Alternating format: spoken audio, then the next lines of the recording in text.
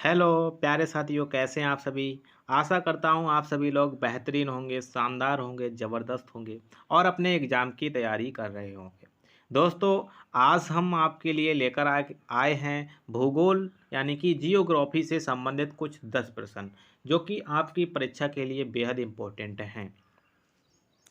ठीक है दोस्तों, यदि हमारी वीडियो आपको पसंद आए तो इसको प्लीज़ लाइक या सब्सक्राइब अवश्य कर देना। तो चलिए वीडियो स्टार्ट करते हैं। तो इसी के बीच पहला क्वेश्चन है हमारा। पहला क्वेश्चन है कि मानव संसाधन विकास मंत्रालय, ये मंत्रालय है, मानव संसाधन विकास मंत्रालय की स्थापना कब हुई। ठीक है, 1950 ईस्वी को, 1950 ईस्वी को, 1985 ईस्वी को, 1984 ईस्वी को। तो इसका जो सही आंसर हो जाएगा वो हो जाएगा 1985 को। ठीक है, सही आंसर क्या हो जाएगा 1985 ईस्वी को। ठीक है, क्लियर है इतनी बात। नेक्स्ट क्वेश्चन, क्वेश्चन नंबर 2 क्या कह रहा है। क्वेश्चन नंबर 2 कह रहा है कि हरित क्रांति, जो हरित क्रांति है, इस शब्द का प्रयोग सर्वप्रथम किसने किया। ठीक है, हरित क्रांति का शब्द का जो प्रयोग है वो सर्वप्रथम किसने किया, बताइए। Doctor MS. स्वामीनाथन ने, डॉक्टर विलियम गैड ने, या ये दोनों, या इनमें से कोई नहीं।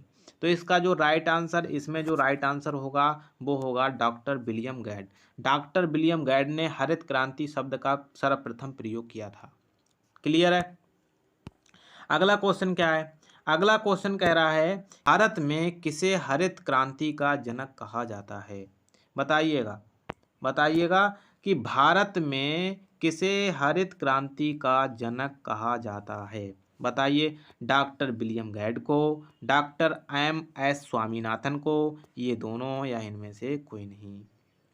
तो यदि हम जनक की बात करें, ठीक है, यदि हम जनक की बात करें तो हमारे आते हैं डॉक्टर एम.एस. स्वामीनाथन। यदि हम जनक की बात करें तो आते हैं डॉक्टर स्वामीनाथन जी।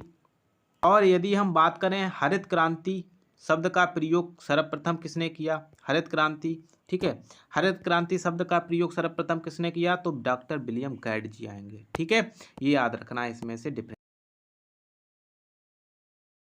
क्वेश्चन नंबर 4 कह रहा है कि भारत का सबसे लंबा राष्ट्रीय राजमार्ग कौन सा है। बताइएगा, भारत का सबसे लंबा राष्ट्रीय राजमार्ग है, बताइए। राष्ट्रीय राजमार्ग 1, राष्ट्रीय राजमार्ग 2, राष्ट्रीय राजमार्ग 7, या इनमें से कोई नहीं। तो इसका जो सही आंसर हो जाएगा वो हो जाएगा राष्ट्रीय राजमार्ग 7। राष्ट्रीय राजमार्ग 7 जो है वो भारत का सबसे लंबा राष्ट्रीय राजमार्ग है। क्लियर है। क्वेश्चन, अब इसमें नोट पॉइंट लिखा है मैंने।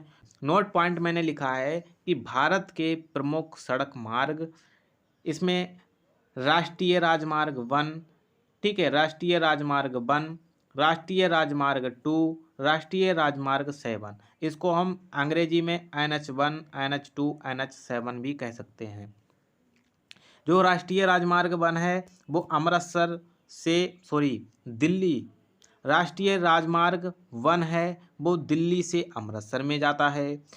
ठीक है, राष्ट्रीय मार्ग 2 जो है वो दिल्ली से कोलकाता के बीच है। राष्ट्रीय राजमार्ग 7 जो है वो वाराणसी से कन्याकुमारी तक है। क्लियर है इतनी बात। अगला क्वेश्चन क्या कह रहा है। अगला क्वेश्चन है, क्वेश्चन नंबर 5 कह रहा है कि भारत में पहली रेलगाड़ी, ठीक है, भारत में पहली रेलगाड़ी कब चलाई गई थी, बताइए। जो पहली रेलगाड़ी है वो कब चलाई गई थी, बताइए। 1853 में, 1854 में, 1855 में, 1856 में। तो इसका जो सही आंसर है, इसका जो सही आंसर है वो हो जाएगा 1853 ईस्वी में। 1853 ईस्वी में चलाई गई थी। क्लियर है। नेक्स्ट क्वेश्चन, अगला क्वेश्चन, क्वेश्चन नंबर 6 क्या कहता है कि भारत में पहली रेलगाड़ी किसके बीच चलाई गई, बताइएगा। किसके किसके बीच चलाई गई थी। दिल्ली से अमृतसर के बीच चलाई गई थी, दिल्ली से कोलकाता के बीच चलाई गई थी, मुंबई और ठाणे के बीच चलाई गई थी, या वाराणसी से कन्याकुमारी तक चलाई गई थी। आपको बताना है कमेंट में, जल्दी बताइएगा।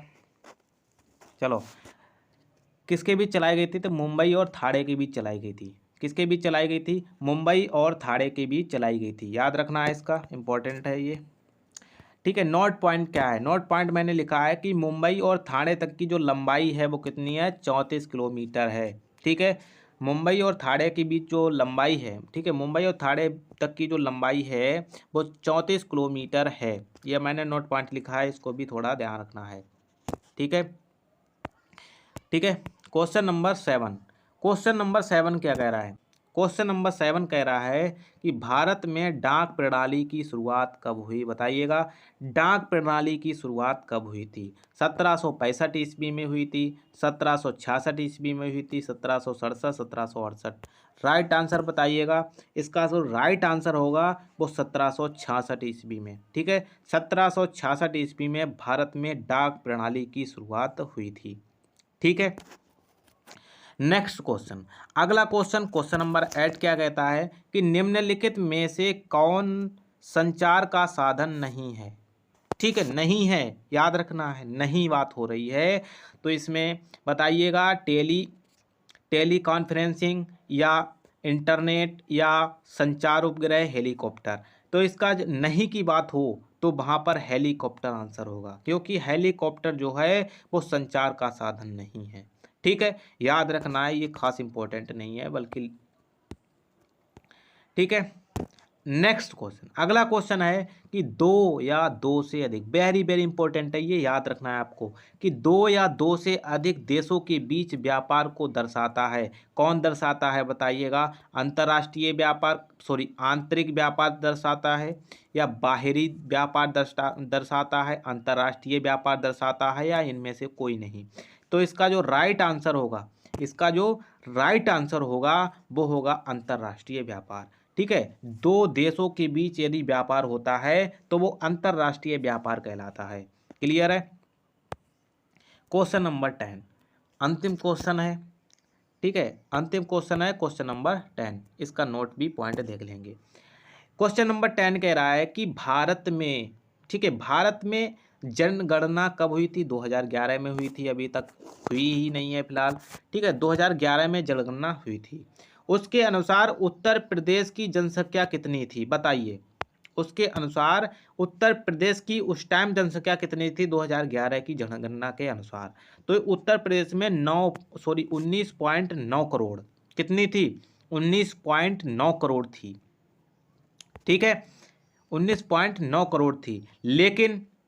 लेकिन नोट मैंने लिखा है, लेकिन नोट मैंने लिखा है, नोट में क्या लिखा है कि भारत की वर्ष, नोट पॉइंट मैंने क्या लिखा है कि भारत की वर्ष 2011 में कुल जनसंख्या 121 करोड़ थी। कितनी थी? 121 करोड़। जब 2011 में जनगणना हुई थी तो उस टाइम पूरे भारत की यदि बात की जाए तो 121 करोड़ थी। यदि केवल उत्तर प्रदेश की बात की जाए, यदि केवल उत्तर प्रदेश की बात की जाए तो 19.9 करोड़ थी। ठीक है, तो इन्हीं प्रश्नों के साथ हम अपने आज के लिए आपसे विदा लेते हैं।